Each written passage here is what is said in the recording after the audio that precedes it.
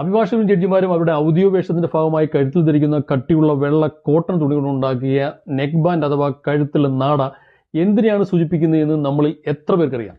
വളരെ ശ്രദ്ധിച്ച് ഷെയർ ചെയ്ത് കാണും. നമ്മൾ പലതരത്തിലുള്ള നെക്ക് ബാൻഡുകൾ കണ്ടിട്ടുണ്ട്, അതായത് ടൈ, ബോ ടൈ മുതലായവ. എന്നാൽ ഇത്തരത്തിലുള്ള നെക്ക് ബാൻഡ് നമ്മൾ മറ്റാരും ധരിച്ച് കണ്ടിട്ടുണ്ടാവില്ല. അതിനൊരു ചരിത്രമുണ്ട്.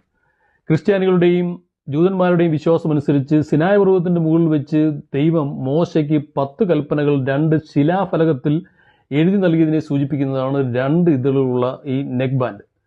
ക്രിസ്ത്യാനികൾക്കും ജൂതന്മാർക്കും 10 കൽപ്പനകൾ അവരുടെ അടിസ്ഥാനപരമായ ധാർമ്മിക സദാചാര നിയമങ്ങളാണ്.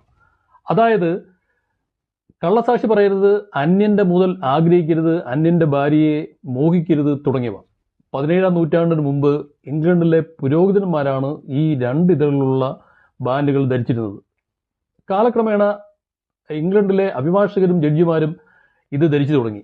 പിന്നീട് ഇന്ത്യ ഉൾപ്പെടെയുള്ള ബ്രിട്ടീഷ് കോളനികളുടെ അഭിഭാഷകരുടെയും ജഡ്ജിമാരുടെയും ഔദ്യോഗിക വേഷത്തിന്റെ ഭാഗമായി മാറി ടാബ്ലറ്റ്സ് ഓഫ് ലോയെ സൂചിപ്പിക്കുന്ന ഈ നെക്ക് ബാൻഡ്. ഇതൊരു പുതിയ അറിവാണെങ്കിൽ ഷെയർ ഇറ്റ് മാക്സിമം.